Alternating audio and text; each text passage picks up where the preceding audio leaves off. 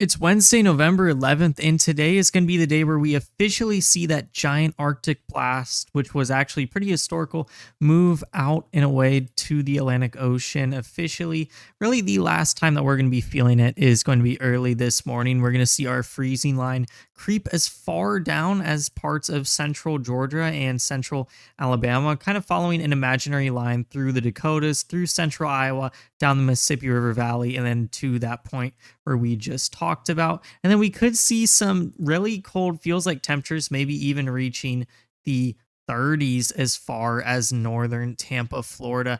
But after this, we're going to really see a pretty sharp warm up by the time we get to the afternoon, probably around peak heating. Really, the only area left where we're still expecting to have some really cold and maybe even freezing temperatures is going to be up in the far northeast and Great Lakes regions. Other than that, it looks like we're going to see a revival of some temperatures in the mid 60s for pretty much the entire United States, and then more southern parts like Texas and right along the Gulf.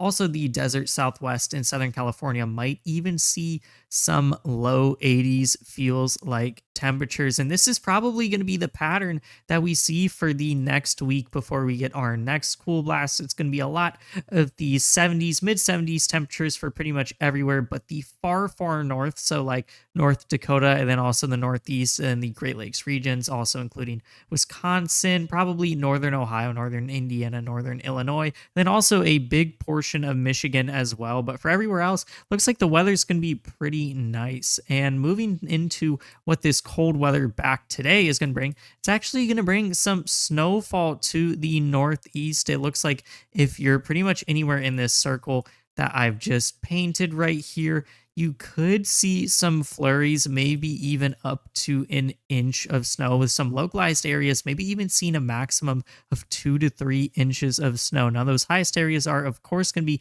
in the higher elevations of the Appalachians, kind of spanning this imaginary line through upstate New York, Vermont, New Hampshire, Maine, and then also parts of Pennsylvania as well. Now, for flurries, the upper Michigan Peninsula, northern Michigan, and then that area that I just talked about could also maybe see that. And that's going to be pretty much it for snow. Now, for other precip, our thunderstorm risk, you can see here, there's not a zero chance of thunderstorms, as we do have just one small area in parts of northwestern California where we could see that. But for the rest of the US, it's going to be essentially pretty clear. We're not going to be seeing any big convection of any sorts. Now, this is what that precipitation in that small sample size is going to look like. Really, if you're anywhere kind of west of the plains. So here's that imaginary line for the plains. I think you could see maybe a drizzle today. Of course, this is excluding the snowfall that we already talked about. And then also as a kind of a trough moves onshore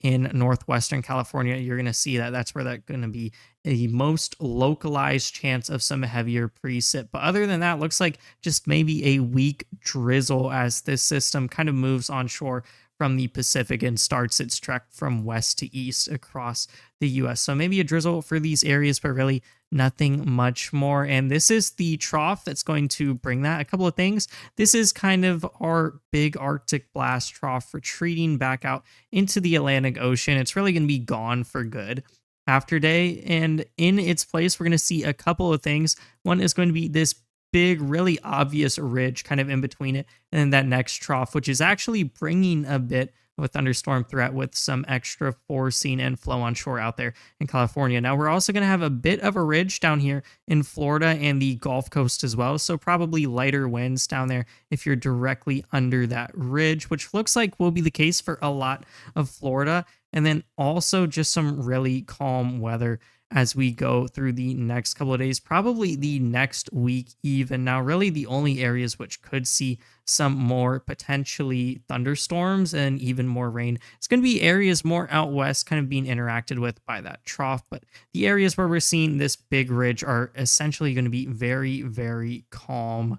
And then also areas more up north where we're seeing some interactions or glancing blows from some troughs moving by as well. You could see some rain, but we're not really expecting any thunderstorms as there's just a lot of cold, dry air and really a lack of warm, moist air and instability or thunderstorm fuel at all out here in this environment.